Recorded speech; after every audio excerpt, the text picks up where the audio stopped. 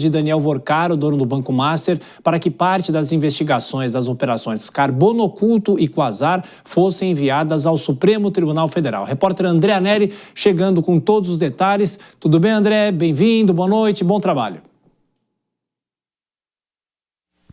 Obrigado, Thiago. Muito boa noite a você também e a todos aqui no Jornal Jovem Pan de sábado. A Justiça de São Paulo entendeu que não há vínculo da operação deflagrada no fim de agosto de 2025 pela Polícia Federal com a investigação que segue sob sigilo na Suprema Corte sobre a compra do Banco Master pelo BRB, o Banco de Brasília. As operações que apuram crimes de lavagem de dinheiro envolvendo o primeiro comando da capital, o PCC, também fintechs e o setor de combustíveis tramitam na Justiça Estadual Paulista e também na Justiça Federal de São Paulo, respectivamente. Essas informações são do site UOL, que destaca que os juízes da primeira instância em São Paulo seguiram a decisão do Ministério Público de que as operações da Polícia Federal têm como foco outros alvos e não existem suspeitas contra o banqueiro Daniel Vorcaro. Além disso, não há investigados ou menções de pessoas com foro privilegiado, pelo menos até o momento.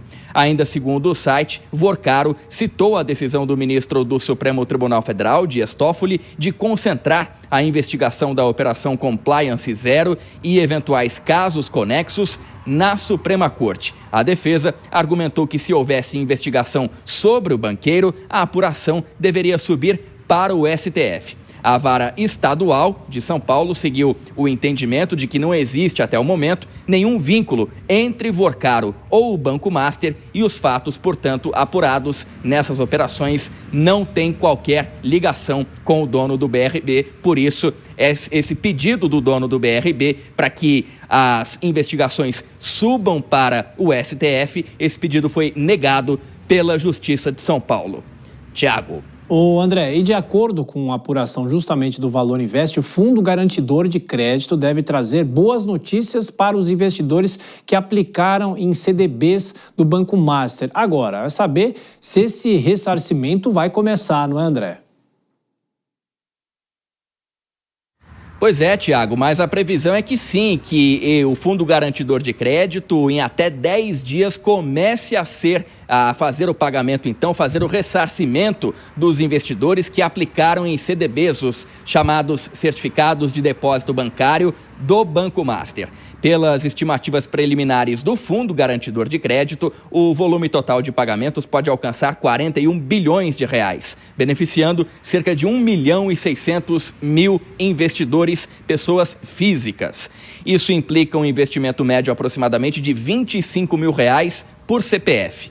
As informações são do site Valor Invest, que destaca ainda que há alguns dias a equipe interna do Banco Master encaminhou ao liquidante, que é a EFB, Regimes Especiais de Empresas, a base de clientes e os valores elegíveis ao ressarcimento dentro daquele teto, que é estabelecido em 250 mil reais por CPF. Desde então, o liquidante vem fazendo a revisão detalhada da relação de clientes para assim consolidar então o documento final que vai permitir o início dos pagamentos, início esse previsto para acontecer em até 10 dias. Thiago.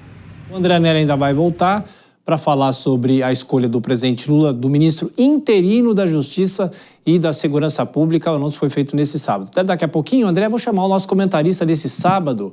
Conosco, Mano Ferreira. Tudo bem, Mano? Boa noite para você.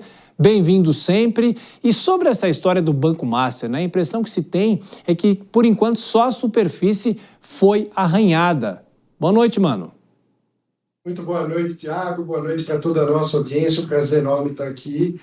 Esse caso do Banco Master certamente vai ter ainda muitos desdobramentos. O Banco Master, para além da atuação no mercado financeiro, tinha o lobby em Brasília como uma atividade tão relevante que é quase como se fosse uma segunda atividade central do banco, de modo que a conexão do banqueiro Daniel Vorcaro com diversas figuras relevantes da política no Congresso Nacional e também no Judiciário brasileiro fazem com que cada desdobramento desse caso mereça a atenção do público brasileiro, porque esse caso pode revelar, mais uma vez, as entranhas do patrimonialismo, a mistura completa entre o interesse privado e as instituições públicas. Ao que tudo indica, esse é o fio que vamos puxar, porque o Banco Master, entre outras coisas, acabou tendo no seu processo de financiamento